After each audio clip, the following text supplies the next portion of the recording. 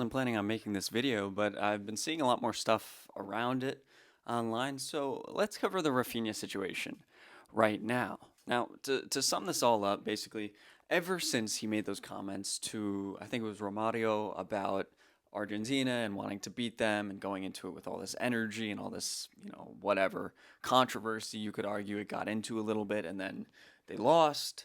He got smacked around a little bit by the Argentinian players. He didn't play that well, but also I don't think Brazil were terrible. He didn't do anything that was that poor in my opinion. I think he was fine in the game, but ever since making those comments, I don't know. There's been some weird aura or vibe around it, and with the whole Barcelona fans now, it's kind of spilling over into people being like very much so not that happy with him or not that I don't know, not a fan of him. I don't know. I've seen it a lot on Twitter of a bunch of guys just kind of disrespecting him a little bit, considering what he's done this season, how great it's been. And then at the Betis game that I was at, as a lot of you guys probably know, there was some conversations about him shoving Ter Stegen and Hansi and arguing with the refs the whole time. To give you some context from someone who was actually there, every player on the pitch was frustrated with the refs, especially the Barcelona players. But I saw Anthony arguing with the linesman the whole time. Pedri was visibly incredibly frustrated a lot. So was Frankie De Jong, and those are two guys that get fouled a lot, but don't necessarily complain. They were complaining. Everybody was because the ref Manzano was just not giving yellow cards. He wasn't stopping them from what was going on. But yeah, Gil Manzano wasn't protecting the players, and so everyone was frustrated. Then Raphinha came on in a very frustrating game. Betis were sitting back so far. And Raphinha, it's not like he had a wonderful game. There was one header chance that he had an opportunity to put on net, but he missed. He put it wide, and outside of that, he wasn't that impactful in the match. But he was very angry and very still annoyed after the match. Had a conversation with the refs. And then got into a little thing with Hansi, but it was nothing. It was just Raphinha trying to yell at the refs, Hansi telling him to stop and trying to push him away. It really did not seem that deep at all. It seemed like Hansi was just trying to protect his player from getting a yellow card or a red card. And then Raphinha was doing the same thing. I've seen PK do countless times. I've seen Modric do it after matches. That's just kind of things that players do. They go up to the refs, they complain. Jude Bellingham does it all the time. Vinny Jr. does it. It's just and it's not even against those. It's just something that happens. Players go up and they complain to the ref. They kind of get a little bit more what the hell about it after the match, and that's exactly what Rafinha was doing. But it seemed like Hansi was trying to protect him from that, and so was Ter Stegen. Now Ter Stegen wasn't going to necessarily be keyed into the anxiety and annoyance that was going on the pitch just because he wasn't on the pitch. He didn't see maybe Pedri and Frankie getting so visibly frustrated, and so he's not going to have the same feelings about it. But also, it wasn't as deep. I saw someone, you guys were talking a little bit on Twitter, and I saw it on the Discord a little bit where it was just blown out of proportion. He wasn't pushing Ter Stegen at all.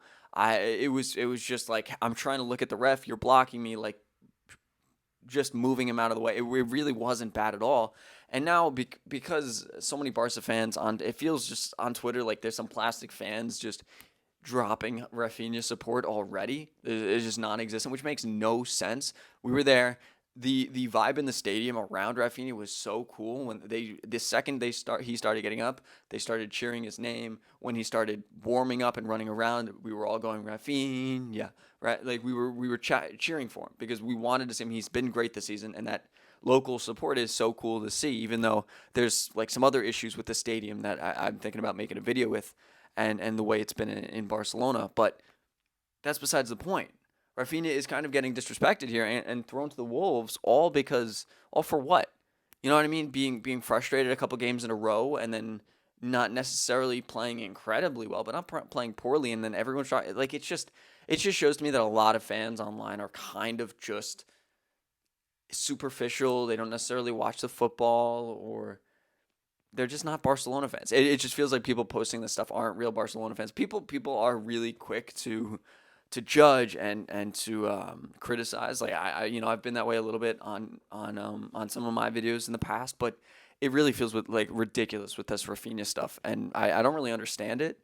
It's just silly, I think, and let the guy come into form. He hasn't been playing that great either, so I think that has something to do with it. It gives people this opportunity, And I think I said something, I was on the Barcelona podcast earlier this season, and I said something like, the second Rafinha starts performing poorly, I'm I'd be interested to see, the goals start drying up. I'd be interested to see if the support for him dries up as well. And a lot of it has. I'm like surprised I was right there, but it just came back to me that it's kind of exactly what's happening. He was the wrong winger for a while in a position that didn't necessarily suit him, right? And then we had Dembele take it over him. So after signing him for like 55 or 60 million euros, he didn't really do anything. So I think support for him from the beginning hasn't really been there, and it's a little shallow, the love for him, or it felt like it might be that way at the beginning of the season, and it's showing to me that there are some people that's the case for. I think predominantly that's not the case, but it is definitely enough that we're seeing this get any traction online, and negativity sells. That's why a lot of the curse videos that I've made have done so well. It's just an exciting way to I don't know, people like negativity for some reason. It's something with the human psychology I'm not going to get into, and I don't understand. But I also don't understand the stuff with Raphinha. You guys shouldn't hate him. I think he's going through some, a rougher patch, but he'll be back. He'll be finishing wild goals. He might even do that tomorrow against Dortmund. Who knows? But it's really just makes no sense to me, and we're just, I don't know, just soft followers. You know what I mean? It just doesn't really make any sense to me, and I don't think there's much in it. But it is what it is. I had to get on here and talk about it because I've seen it more and more on the timeline, and that doesn't make any sense to me. So thank you guys for watching, and I'll see you guys in the next one.